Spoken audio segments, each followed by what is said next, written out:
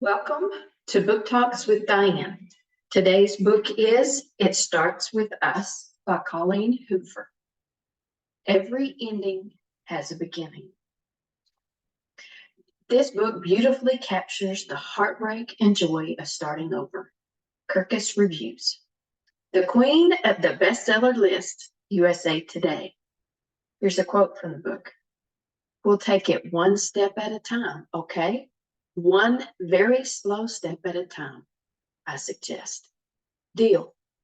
Slow steps. This book received 4.11 stars from Goodreads. Before it ends with us, it started with Atlas.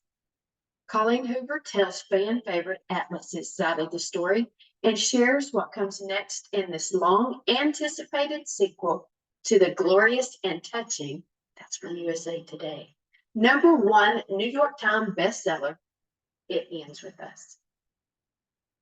Lily and her ex-husband, Raul, have just settled into a civil co-parenting rhythm when she suddenly bumps into her first love, Atlas, again.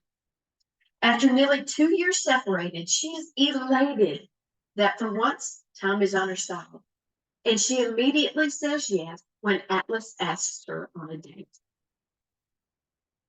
But her excitement is quickly hampered by the knowledge that, though they are no longer married, Ryan is still very much a part of her life. And Atlas Corrigan is the one man he will hate being in his ex-wife and daughter's life. Switching between the perspective of Lily and Atlas, It Starts With Us picks up right with where the epilogue for the gripping, pulse-pounding, best-selling phenomenon, It Ends With Us, left off. Revealing more about Atlas's past and following Lily as she embraces a second chance at true love while navigating a jealous ex-husband.